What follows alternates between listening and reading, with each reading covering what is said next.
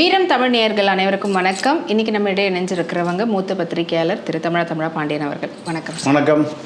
அவர்கள் அப்போவே போஸ்டிங் விட்டு வரும்போது கட்சி ஆரம்பிக்க போறாரு அப்படின்லாம் சொன்னாங்க. எலெக்ஷனுக்கு முன்னாடியே அவர் தனித்து கட்சி ஆரம்பிச்சு பண்ண போறாங்க. அப்புறமா மேல இடத்துல இருந்து கூப்பிட்டு பேசினாங்க. அதனால தான் அவர் பொறுப்புல இருந்தெல்லாம் கூட எடுத்துட்டு உட்கார வச்சிருக்காங்கன்னு. ஆனா இப்போ மும்மொழி கொள்கை பத்தி சென்ட்ரல் கவர்மெண்ட்ல CBSEல 29 ஆரம்பிக்க வேண்டியது இப்போ இந்த வருஷமே ஆரம்பிச்சிட்டாங்க. இது சரி கிடையாது. இது மறுபடியும் அவங்க திரும்ப பெறணும்.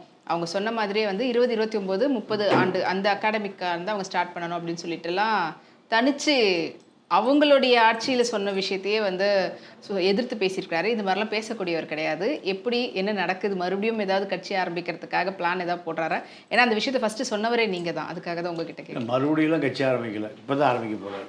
ஐ மீன் அந்த ஐடியாவுக்கு வந்துட்டாரா மறுபடியும்? அதாவது பாஜக இவரை சீந்துவார் இல்லை. இந்த முறை மோடி இவர் எம்எல்ஏ லிஸ்ட்டு இருக்கணும்னு எதிர்பார்க்குறாரு. அமித்ஷா தமிழ்நாடுடைய சட்டமன்ற உறுப்பினர் வேட்பாளர் பட்டியல் அனுப்புகிறார் மோடிக்கு. மோடி பார்த்துட்டு எங்கே நம்ம சிஷியனை காணன்னு கேட்குறாரு. அப்போ அமித்ஷா இன்னொரு மெயில் அனுப்புகிறார், இதை பார்த்துக்கன்னு. 7,000 கோடி ரூபாய் சொத்து சேர்த்திருக்கார் உங்கள் சிஷியன். உலகம் பூரா லண்டன், பிரான்ஸ், ஜெர்மன் சர்வதேச தலைவராயிட்டார். அப்போ மோடி பார்த்துட்டு அட பாவி, நம்ம சீட்டே காலியாயிரும் போட்டிருக்கேன். அப்போது அவருக்கு சட்டமன்ற சீட்டு மறுக்கப்பட்டது. அண்ணாமலை காண்டாயிட்டார், கோவப்பட்டார். நம்ம சட்டசபைக்குள்ளே போகக்கூடாது. அவர் என்ன நினச்சார், அதிமுக பிஜேபி ஜெயிச்சு அமைச்சராகலான்னு பார்த்தார். அதுவும் நடக்கலை. இப்போ இனி எதிர்காலமே இல்லை, பிஜேபிக்கும் இல்லை. எல்முருகனுக்கு கொடுத்த மாதிரி இவருக்கும் ஏதாவது கேபினெட் மினிஸ்டர் கொடுப்பாங்க அப்படின்ற மாதிரிலாம் எதிர்பார்த்தாங்க. பிரதமரே கொடுப்பாங்க அவருக்கு. எடப்பாடி சொல்லி போயா வெளியில் விரட்டி விட்டாங்க கமலாலயத்திலேருந்து. இவருக்கு மத்திய அமைச்சர் அப்புறம் மோடி சீட்டு பிரதமர் ஆக்குவாங்க. இவரை எடப்பாடி சொல்லியே விரட்டி விட்டாங்க. இவருக்கு அந்த மரியாதையும் போச்சு. இப்போ பார்த்தாரு, மக்கள் நம்மளை மறந்துடுவான். 7,000 கோடி ரூபா சொத்து இருக்குது. இது 5 வருஷத்துக்குள்ளே சேர்த்தது. இன்கம் டேக்ஸ் வரும், என்ஃபோர்ஸ்மெண்ட் வரும், லோக்கல் போலீஸ் வரும், எல்லாம் வரும். அப்போ ஒரு கட்சி தேவை. தமிழ்நாட்டில் 80 மாவட்டம் இருக்குது. தொகுதிக்கு 100 பேர் இருந்தால் ஒரு 8,000 பேர் திரட்டி சென்னையில் மாநாடு போட்டால் அது ஒரு கட்சி. ஏன்னா 7,000 கோடி பணம் இருக்குது. எல்லோரும் ஓல்வா வண்டியிலே கூட்டம் தரலாம், லாரி பஸ்ஸிலாம் வர வேண்டியதில்லை. எல்லாருக்கும் ஆளுக்கு ஒரு ஏசி ஓல்வா பஸ்ஸிலே கூட்டம் போடலாம். எல்லாம் தாஜ் ஹோட்டல்லே தங்க வைக்கலாம். எங்கே? ஸ்டார் ஹோட்டலே தங்க வைக்கலாம். ஸ்டார் ஹோட்டல் காக்டெயிலே கொடுக்கலாம். கட்சி கூட்டிகிட்டு போகலாம். அப்போது மீடியா எல்லாம் பெரிய செய்தியாகிடும். 8,000 பேர் வந்தால் பெரிய கூட்டமாக அது. அப்போது இந்த முடிவுக்கு வந்துட்டார் அண்ணாமலை. இப்போ கூடிய விரைவில் கட்சி ஆரம்பிக்க போகிறாரு. அந்த கட்சி பிஜேபி ரிலேட்டடான கட்சியாக இருக்கும். போனியே ஆகாது. ஏன்னா அண்ணாமலைக்கு தெரிஞ்சது பூரா தேசிய அரசியல் தான். இங்கே 67 தேசிய அரசியல் முடிஞ்சு போச்சு. திராவிட அரசியல் 2009 திராவிட அரசியல் முடிஞ்சு சீமான் தமிழ் தேசிய அரசியல், நாம் தமிழர். 24 விஜய் தமிழக வெற்றி. திராவிடமே எல்லாம் போச்சு. இப்போ போய் இவர் எதை ஆரம்பிக்க போகிறாரு? தேசியத்தை. போனி ஆகுமா? பணத்தை பாதுகாத்து கொள்வதற்கு ஒரு கட்சி. வீரமணி ஒரு கட்சி வச்சுருக்காரா? வைகோ ஒரு கட்சி வச்சுருக்காரா? போனி ஆகாத கட்சி பல கட்சி இருக்கு. இப்போ சீமான் கட்சியும் போனி ஆகாத கட்சியாக போச்சு. கம்யூனிஸ்ட்டும் போனி ஆகாத கட்சியாக போச்சு. இப்படி பல பேர் தமிழ்நாடு கட்சி வச்சுருக்கான். வீரமணியும் ஒருத்தர் கட்சி வச்சுருக்காரு, வீரமே இல்லாத மணி. அங்கெல்லாம் ஒரு 60, 70 வயசு 80 வயசுக்கு மேலே தான் பெரியார் கட்சி உறுப்பினர்கள். பெரியார் இயக்கம் கூட்டம் போட்டுச்சுன்னா தட்டு தடவி எல்லாம் சேருவாங்க. சேர்ந்து முடித்தோடனையும் கூட்டம் 9 மணிக்கு கூட்டம் நீடிச்சதுன்னா ஊர் வீட்டுக்கு போகிறதுக்கு வழி தெரியாது. அமைஞ்சிக்கிற போகிறவர் அண்ணாநகர் போயிடுவார். எல்லாம் தட்டு வயசான ஆட்கள். இதுதான் கட்சி. யார் வச்சுருக்கா? வீரமணி.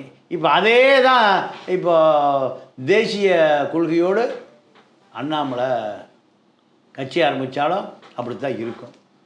அவர் எப்படியாவது நான் உள்ளே போய் உட்காந்துடணும் அப்படின்ற அந்த நோக்கத்தில் தான். ஆமாங்க, சீக்கிரம் புழலில் போய் உட்காந்துருவார், இல்லை திகாரில் போய் உள்ளே உட்காந்துருவார். அமித்ஷா கோவப்பட போகிறாரு.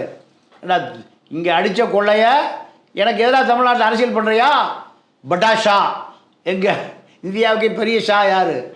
அவரு தான் பட்டே ஷா. அவரை அமித்ஷா நினைத்தால் யார் வருவா? என்ஃபோர்ஸ்மெண்ட் வரும். உனக்கு ஏது இவ்வளோ காசு? என்ஃபோர்ஸ்மெண்ட் இருக்கும்போதே இன்கம் டேக்ஸ் வரும். இவ்வளோ காசு விசாரிச்சு இருக்கும்போதே இல்லை லண்டனில் உங்கள் காசு இருக்காமா ஃபொரா வரும். எது வரும்? ஆமாம், இதெல்லாம் விசாரிச்சுட்டு இருக்கும்போது இப்போ பழைய கமிஷனர் அருண் ஐபிஎஸ் இருக்காரு, அவர் என்ன போட்டிருக்காரு, ஸ்டேட் விஜிலன்ஸுக்கு தலைவர், அவர் படையோட வருவார். 4 படையை பார்த்தா அவருக்கு சொறி படம் வந்துடும் அண்ணாமலைக்கு. இதுதான் நடக்கும் பாருங்க. ஆனால் அவருக்கே தெரியாத இதெல்லாம் நம்மளுக்கு நடக்கும் அப்படின்னு யூகிச்சிருப்பார்ல. எல்லாம் தெரியும், அதெல்லாம் மீறி தானே வந்தாகணும். இல்லைன்னா ஒன்றுமில்லாம் போயிடுவான். ஒன்றுமே ஏதாவது கத்திகிட்டே இருக்கணுமா? அரசியல்வாதி அறிக்கை விட்டுட்டே இருக்கணும். அறிக்கை விடலைன்னா ஓ ஆள் முடிஞ்சு போயிட்டாரா? ஐயா ராமதாஸ் 100 ஆண்டு வாழ்ட்டோம். இப்போ அவருக்கு வயசு என்ன? 87. தடுமாறி விழுந்தாரு. அறிக்கை பார்த்தீங்களா? 25 வயசில் விட்டு அறிக்கை என்ன வருது? தொலைச்சு எந்திரிச்சு வந்து பின்னிருவேன் விடுறாரு அறிக்கை. நடக்கவே முடியல. அதுதான் அரசியல். அதனால் அண்ணாமலை அரசியல் அறிக்கை விடலை, அண்ணாமலை பரபரப்பாக பேசலைன்னா மக்கள் மறந்துடுவோம். அதனால் ஆனால் பாஜகவுடைய தமிழ் மாநிலத்தினுடைய நம்பிக்கை நட்சத்திரமே அண்ணாமலை தான் அப்படின்னு சொல்லிட்டு அவர் மூலயமா கட்சியில் இணைஞ்சவங்க நிறைய பேர் சொல்லிட்டு இருக்காங்க. ஆனால் அமித்ஷா தூக்கி வீசிட்டாரு, அதை மோடி ஏற்றுக்கொண்டார். எடப்பாடி சொல்கிறாரு, அவர் வேலையில் விரட்டி விட்டால் தான் நான் உன்னை பார்ப்பேங்கிறாரு. சரிப்பா, எனக்கு நீ தான் வேணும் எடப்பாடி. நம்ம அண்ணாமலை கிளம்பியா, நீ கிளம்ப போ, அடுத்த பஸ்ஸை பிடிச்சி போகிற. அவருக்கு வேற ஏதோ ஒரு பெரிய டாஸ்க் கொடுக்குறாங்க. ஆமாம், டாஸ்க்கு எப்போனா 3044 கிடைக்கும், இப்போல்லாம் கிடைக்காது. அதுக்காக அண்ணாமலை ஆட்களை இந்த வார் ரூம் வச்சு கிளப்பி விடுறது. ஓ அப்படி யோ, எங்கள் அண்ணாமலை இல்லாமல் மோடியும் ஜெயிக்க முடியாதுயா, அமித்ஷாவே ஜெயிக்க முடியாது. இப்படி யார் கிளப்பி விடுறது? இதுதான் நம்ம அரசியல். உங்கள் விஜய்னு ஒரு கும்பல் கிளம்புச்சு. திமுக தான் ஆட்சிக்கு போன ஒரு கும்பல் கிளம்பி 2 அடிச்சுக்கிச்சு பார்த்தீங்களா? இந்த பக்கம் மாப்பிள்ளை சபரீஷன் 50 பேர் சம்பளம் கொடுத்து வச்சுருந்தார். அடுத்த திமுக ஆட்சி அடித்து சொன்னாங்களா, ஜென்ராம் ஹிண்ட்ராம் எல்லா ராமும் சொன்னாங்க. இந்த பக்கம் நாங்கள் தான் ஆட்சிக்கு வருவோம். ஆதவரிஜனா ஒரு 50 பேர் வார் ரூம் வச்சுருந்தார். 50 பேருக்கு மாத சம்பளம் 2 லட்ச ரூபா. அங்கே வேலை பார்த்தாலும் அம்மா கீர்த்தனா அங்கே வேலை பார்த்த உங்களை போல் ஒரு சகோதரி தான் மந்திரி ஆயிடுச்சு. பேசாமல் நீங்கள் அங்கே போய் மந்திரி ஆகிருக்கலாம். ஒரு டீம் லீடர் அந்த அம்மா யார்? கீர்த்தனா. அப்போது இதுதான் சமூக வலைதளங்கள் தான் அரசியலாக இருக்குது. அதுதான் மக்களை மூளைச்சலவை செய்கிறது. இந்த மூளைச்சலவையில் தான் மக்கள் வீழ்ந்து கிடக்கும். ஆனால் இந்த மாதிரிலாம் நியூஸ் கிரியேட் பண்ணி இது மூலயமா பிஜேபியில் மறுபடியும் இழந்த போஸ்டிங் வந்து வாங்கணும் அப்படின்றதுக்காகவும் ஐடியா வச்சிருக்கிறாரு அப்படின்லாம் சொல்லல. அது இங்கே தான் முதலே சொல்லிட்டேன், கிடைக்காது. தேசிய அரசியல் முடிஞ்சு தான் திராவிட அரசியல் முடிஞ்சு தமிழ் தேசிய அரசியல். இப்போ அவர் எங்கே ஆரம்பிக்க போகிறாரு? மறுபடியும் தேசிய அரசியல் போஸ்டிங்காக இதெல்லாம் ஒரு வேலை சும்மா அப்படி கலப்பி விடுவோன்னு பண்ணுறாரா? நம்மளுக்கும் அட்லீஸ்ட் தமிழிசை சவுந்தரராஜன் மாதிரி ஒரு கவர்னர் போஸ்டாவது கிடைக்காதா அப்படின்னு. இல்லை, பிரதமர் போஸ்டே கொடுப்பாங்க, காத்திருக்கலாம். ஓகே, ஸோ அண்ணாமலையோடைய அப்போ அரசியல் பயணம் என்னவாகும்னு நினைக்கிறீங்க? பார்ப்போம், நேரம் இருக்குது, காலம் இருக்குது. அவரும் விஜய் மாதிரி முதலமைச்சர் ஆனாலும் மக்கள் ஓட்டு போட்டு அவரும் முதலமைச்சர் ஆகலாம். முதலமைச்சர் ஆகிறதுக்கு மக்கள் தீர்ப்பே மகேசன் தீர்ப்பு. மக்கள் யாரை வேணால் முதலமைச்சர் ஆகும். விஜய் முதலமைச்சர் கற்பனை பண்ணி பார்த்துருப்பாரு போன வருஷம். கற்பனையும் பண்ணி பார்த்துருக்க மாட்டேன். திரிஷாவோட இன்னொரு படம் ஷூட்டிங்கில் டான்ஸ் ஆடலாம் நடிச்சிருப்பார். புது கதாநாயகி நம்ம ஜெகதீஷ் பழனிசாமி சொல்லியாப்பா ஒரு ஜோடியை ரெடி பண்ணுப்பா, டான்ஸ் ஆடிடுவோம், ஷூட்டிங் ஆரம்பிச்சிடுவோம், இன்னொரு பணநாயகன் ஆரம்பிச்சிடுவோம். இல்லைங்க, நீங்கள் தாங்க முதலமைச்சர். மக்கள் உட்கார வச்சானா இல்லையா? அது நடக்கும். அதனால் அண்ணாமலை முதலமைச்சர் என்ற விதி இருந்தால் யாராலும் தடுக்க முடியும். உதயநிதியை இப்போ ஜெயிச்சா அவர் தான் முதலமைச்சர்.